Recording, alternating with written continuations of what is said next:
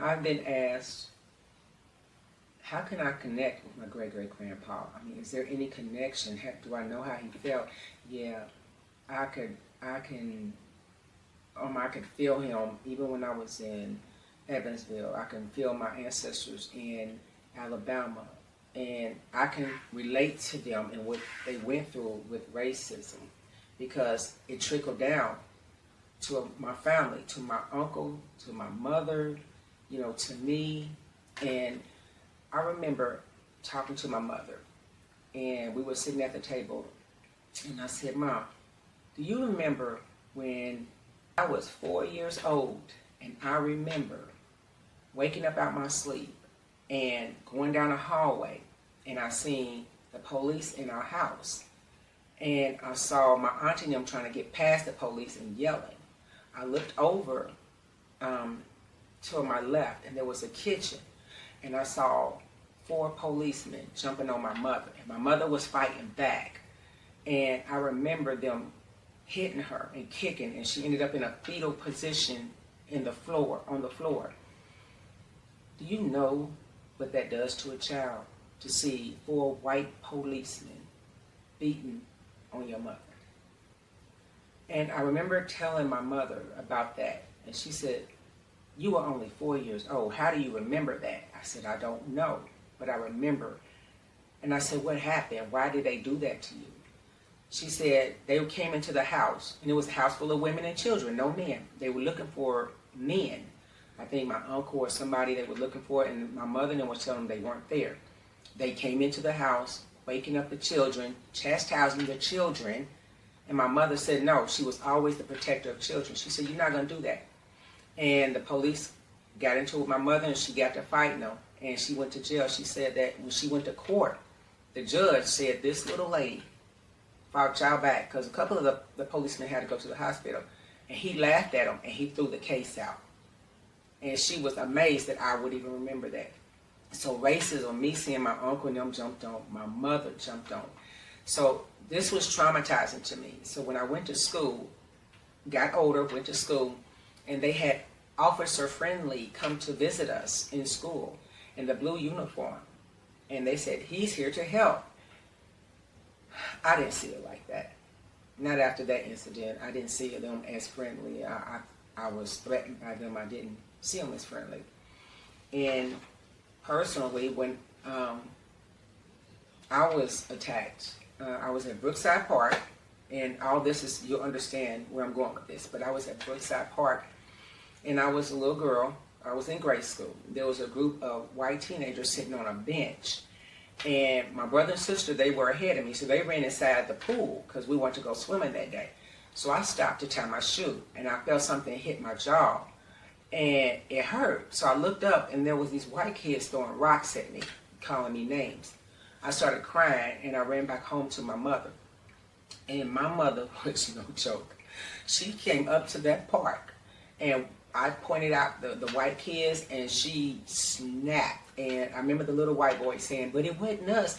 It was, he said the boy's name and the other kids, and they left. She said, I don't care who. And my mother just tore into him. But that just goes to show the racism from my great-great-great-grandparents to my great-great-grandpa to uncles, mothers. I developed a hatred. I want to say hatred. Literally, I felt like it was hatred towards white people.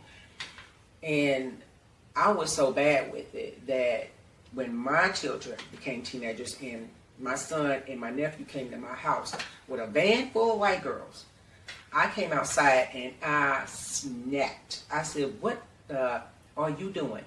Get those white girls away from my house. I do not want them around my house. Don't bring no more white people over my house.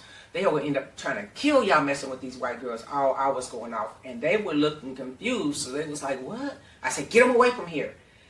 And I would warn my children and nephews and, like my parents and grandparents warned, watch it. Don't mess with white people. Stay away from white people. So this trickled down from generation to generation. And I remember telling my cousin, this is how bad I was, not want to be bothered with white people. I said, look, I'm going to die one day. And when I do, I don't have to worry about this world because I'm going to ancestral land, and there's going to be no white people. They're not allowed. And she said, well, you can't do that. I said, yes, I can. They can't come. That's how bad I was. I mean, seriously, I did not want to be bothered with white people. I thought they were the cruelest, most evil beings on the face of the planet because of my experience in life. So I'm going to tell you about when everything started turning around. I mean, I was angry at white society, not just for enslaving my people, but for mass incarceration, Jim Crow, the welfare system, which tore the spine out of the black family, and that was the black man, most important thing to the black family. You know, all these things, it just built up. There were 3 situations that got me to thinking differently from saying all white people were bad, all white people were racist, all white people were demons. So the first situation was my uncle, Uncle Billy. And he didn't like white people. He didn't want to be bothered. So I told him about the situation with my son and my nephew and how I told him to get those white girls away from my house. And he said, don't do that, Tanya. Don't do it. And I said, but why? He said, because the only thing that's going to happen is they're going to end up in your family. And that scared the hell out of me. It did. I'm not trying to offend anybody, but that was traumatizing to me. So I thought about what he said, and so I tried not to be so, I guess, extreme maybe. But another situation that kind of got me to turn around was when I went to Martin University. Me and my sister, we decided we wanted to go to college. And I wanted to go to Martin. I said, I want a black college. I don't want to be around white people. I just want to go to a black school. She wanted to go to IUPUI or some other school like that because when we went through Martin University, it was one building and a church next to it. It doesn't look like it did today. But the ceiling tiles, I remember some of them were kind of falling in. And she said, I don't want to go here. I said, well, I do. If I ain't got to deal with white people, then I'll go there. So I enrolled in Martin University, and I took criminal justice because my thoughts were, I'm going to be an attorney, and I'm going to fight to get as many black people out of jails and prisons as possible. Yeah, okay. That was my goal. I was so serious. So when I walked into my criminal justice class, Criminal Justice 101, and nobody was in class, and mind you, Martin was a small black college, so it wasn't a lot of people. I was waiting for the other students to come in, but when I walked in, there was a white instructor sitting on the desk with his face close to the papers, like he could barely see. And I looked around, I said, excuse me, is this Criminal Justice 101? He said, yes. I said, you a student? He said, no, I'm the instructor. And I said, oh. So I sat down quietly. But inside I was like, what are you doing, Martin? I'm trying to get away from white people and you got a white instructor. But I was calm. I wanted to explode, but I didn't. But I'm going to tell you something. That white instructor, he taught me a lot. That's how I found out how to go about finding information out. He taught me how to research, and I got used to him, and I didn't feel threatened. It was strange to me. I didn't feel intimidated. And another instructor was Mrs. Collier. She was the drama instructor. And I got to play in so many plays, the lead role in Beowulf and Medea. Medea, not the Medea we know with Tyler Perry, but a play, a medieval play. And she was telling me, Latonya, you know, you're a wonderful actress. I know somebody in Hollywood. I can get you hooked up. And I told her I got kids. I'm not leaving my children. So, but we got along so well that I had a connection with this white woman. And I was like, what is Martin doing to me? But I remember graduating. And I remember coming back, looking for her. And I saw her husband, Mr. Colentus. And I said, well, where is she? Can I see her? He said, no, she's sick. I said, but can I see her? He said, no, it would be too much for her. I remember walking away, almost in tears, because I cared for her that much. And my life was changing. I'm like, oh my God. Okay, so it's not all white people. I mean, so, but then I started studying more. I started researching. And I ran across this woman, little white lady with, oh, I got energy like fire. Her name is Jane Elliott.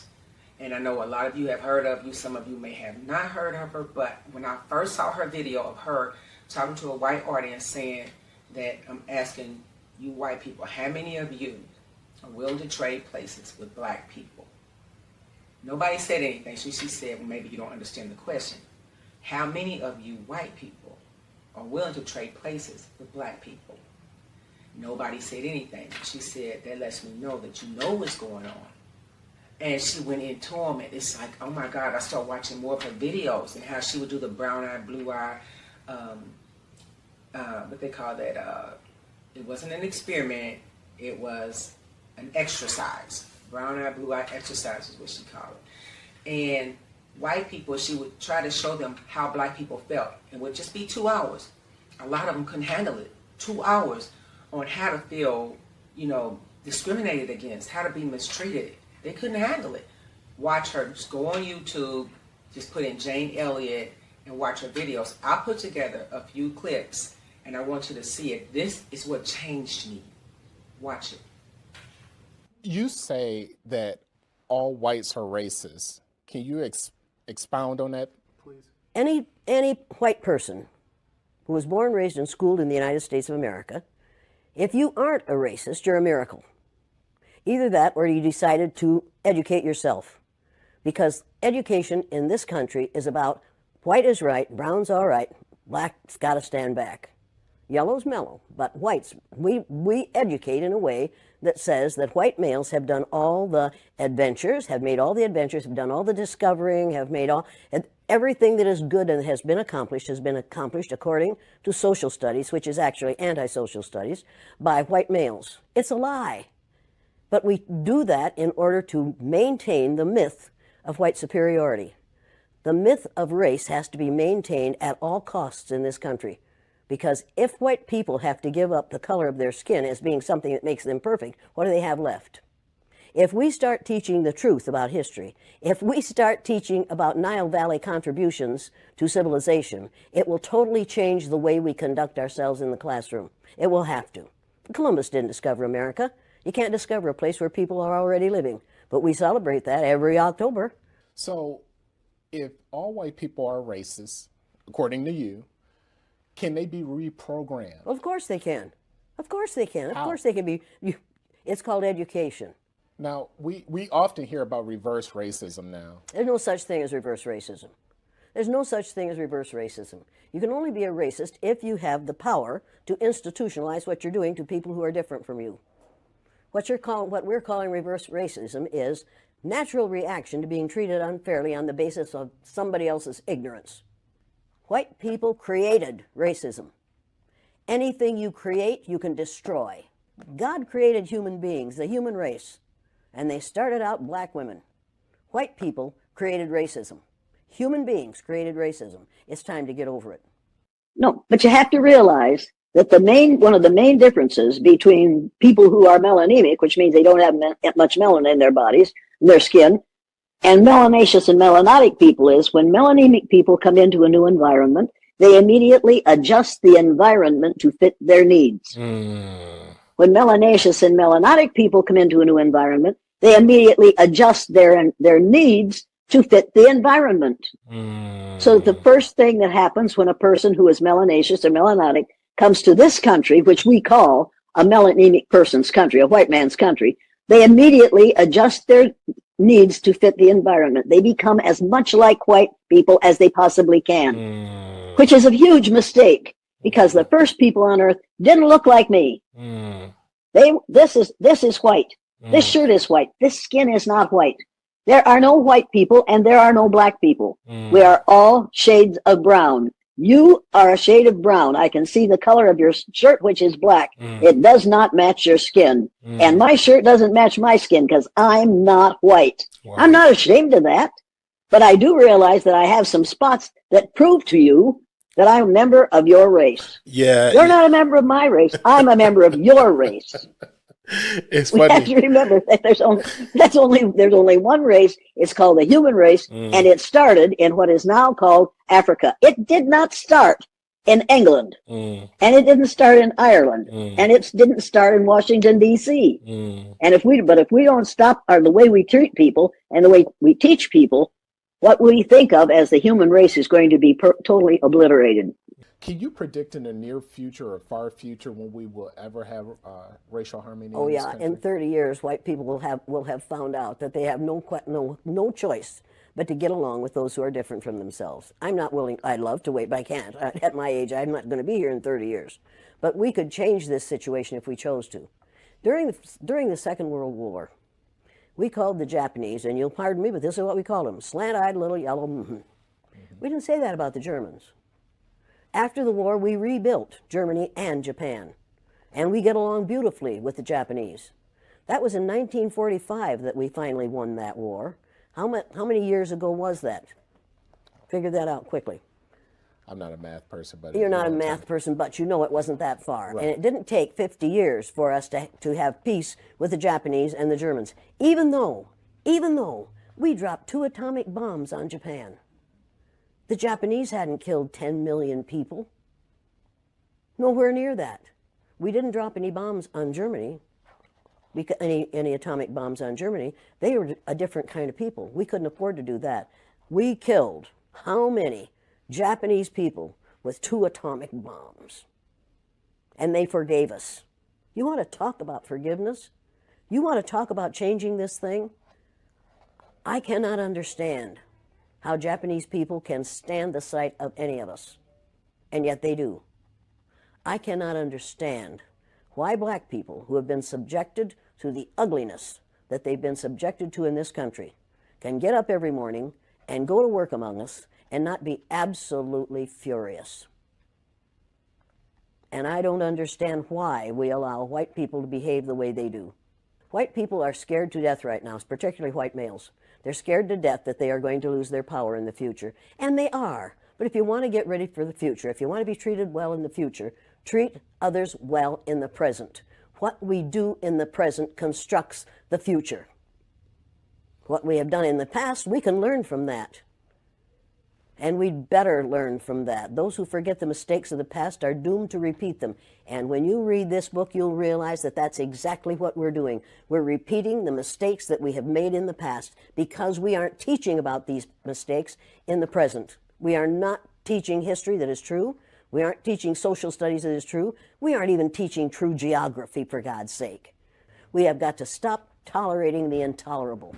If it's intolerable for my black cousins, and every black person on this earth is one of my cousins, if it's intolerable for them, it's intolerable for me. I will not tolerate it. I will not tolerate it. That is not that. I am required not to tolerate that kind of treatment for the people who are related to me. And that's every person on the face of the earth. If your ignorance is such that you will mistreat somebody because of your ignorance about the color of their skin, don't do it around me. Number one, I've been threatened with death lots of times. Now I say, go for it, fool. My husband died 4 years ago. Being with him would not be a bad thing for me. Death is not the worst thing that can happen to you. Living a worthless, useless life is much worse than dying. She said a mouthful, didn't she? That woman in Martin University and my uncle got me to see something totally different to where it's now.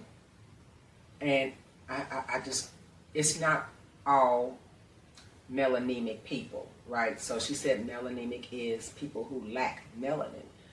And I never did, honestly, feel comfortable with calling melanemic people white people because, like she said, they're not white. You know, they come from us. They're not white. So not all melanemic people are bad. I get it now. And I have run across some really decent people. Now, unfortunately, more of them are still prejudiced and racist, and we can see it. Black people know it when we talk to them for a short period of time. We know who's prejudiced and who's racist. But I have run across some decent white people like Jane Elliott, and Tim Wise is another one you need to look up on YouTube. These are white people, melanemic people fighting against racism, confronting their people, saying, hey, this has got to stop. This is what we need to do. So because of them, I have a whole different relationship with melanemic people that I meet. And so I meet I go to different events because I'm into miniatures, and that leads me to different conventions and meeting different people. And in the area that I'm in with naturopathic health, it leads me to actually see people as individual and not so much so as a collective, although racism is a collective. And we have an issue with that. So like she's saying, they need to get over it. They need to stop. With Jane Elliott, Tim Wise, and then me researching Tariq Nasheed, look up his collection of DVDs, Hidden Colors. If you want to know about black history, that brother tells it, and he tells it right. And he calls us foundational black Americans, because a lot of people, when we're fighting for reparations, other groups want to come in and say that they're a part of it, but we have to be specific with words. So I'm getting from Mr. Tariq Nasheed that foundational black Americans, we're not the same as other people. We have gone through some things because of our ancestors being enslaved, and because of the gravity of how much everybody is gaining from black Americans here in the United States, even to this day, people all over the world. When I heard Dr. Phil say black people shouldn't get reparations because they would squander the money, I thought that was the most stupid, ridiculous comment in my life, because it is black people that support every culture in the world. We buy from the Chinese, we buy from the Mexicans, we buy from white people, we don't care, we just like to spend. And if you think about it, if black people got a hold of reparations, I don't know when we get reparations, because it's due and we're going to get it one way or another because the universe demands it. When we get reparations, think about it. We spend. We're not going to squander it.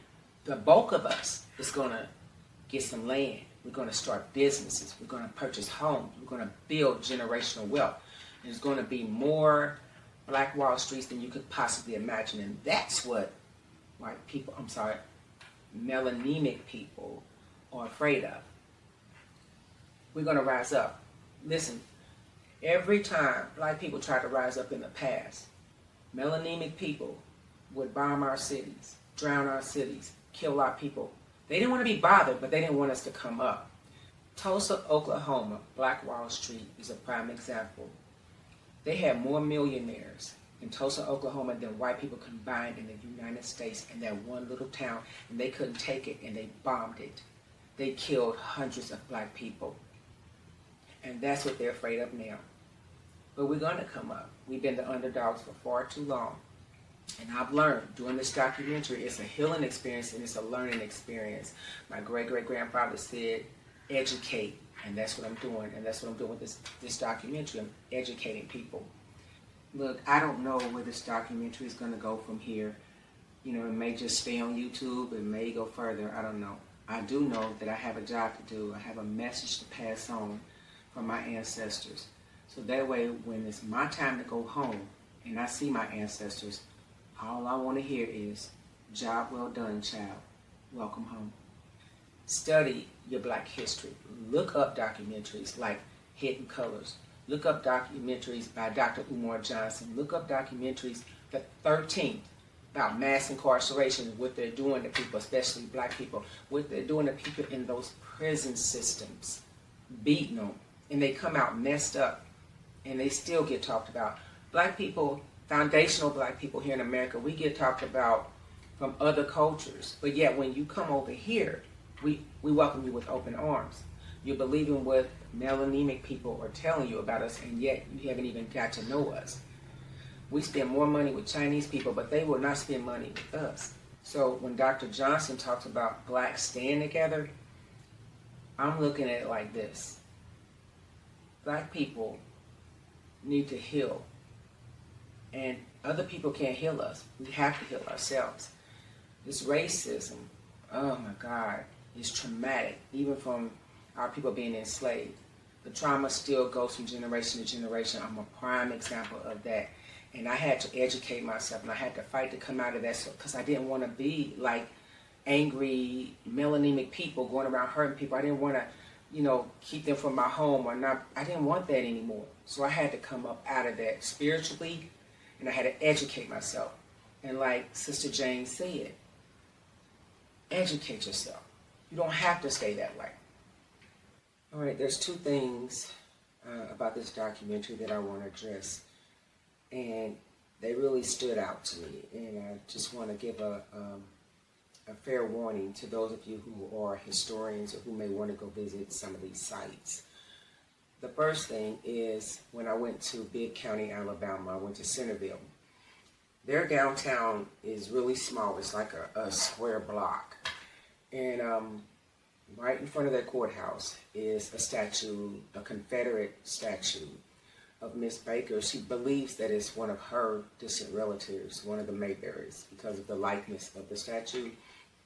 But I couldn't believe that they had one there. But for those of you who are people of color, you may want to know in advance that there is a Confederate statue right in the middle of downtown. And the other thing that I want to address is when I went and did the tour at the old jail in Evansville, Indiana, Attorney Woods, he was an excellent tour guide. He was really thorough. There was a statement that he made when we were in the basement, looking at the tunnel that leads to the courthouse. But I was so distraught and emotionally and spiritually messed up after the whole tour and coming out of that tunnel. When I went in the tunnel, there was something in that tunnel. It was not human, whatever it was.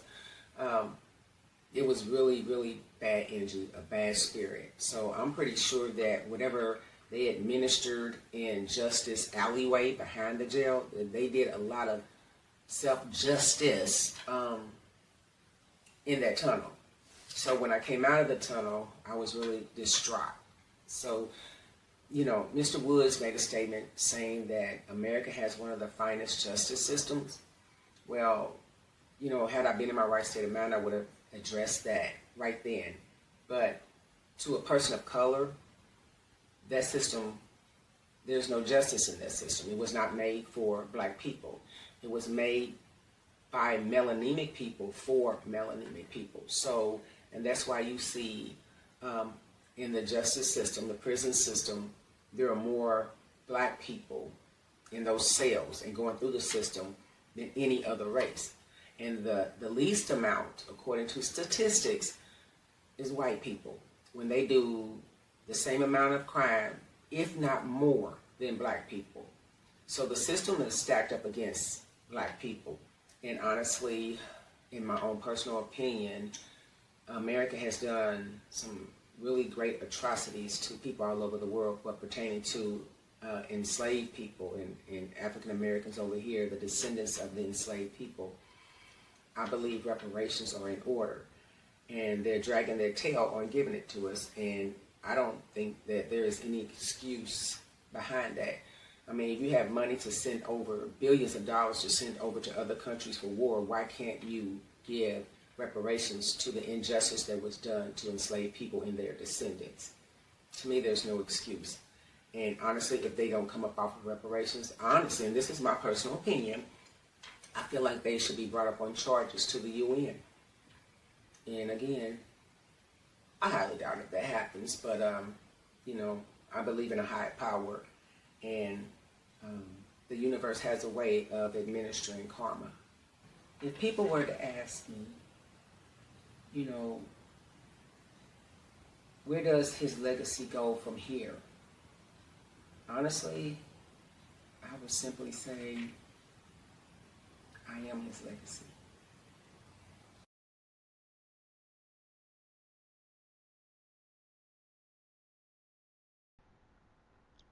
They labeled me a cold-blooded killer, then they sentenced me to die. So why should I show remorse and shed one tear from my eye? I'm dying from this consumption, tuberculosis at its best. Can't wait till they pull the switch, so my soul could finally rest. I'm gonna miss my family, especially Annabelle and baby girl. If I had just one regret, it's leaving them in this wretched world. I ain't never been a coward, and I've always stood my ground. So I'd be damned if I let a racist cop degrade me and beat me down. Damn him. He had it coming. I hope he rots in hell, just like I'm right here sitting and damn near rotting in this cell. Tomorrow, it'll be over, and I'll finally be at peace. To my family, I'll die a legend, a martyr for this world to see. From my crippled hand to my stutter, to my mean mug and my subtle walk, the stern look in my eyes, or the fierceness in which I fought, my legacy will continue to live on. The Collier name will forever be. In the end, I still won't die. I will live, 'cause the future is me.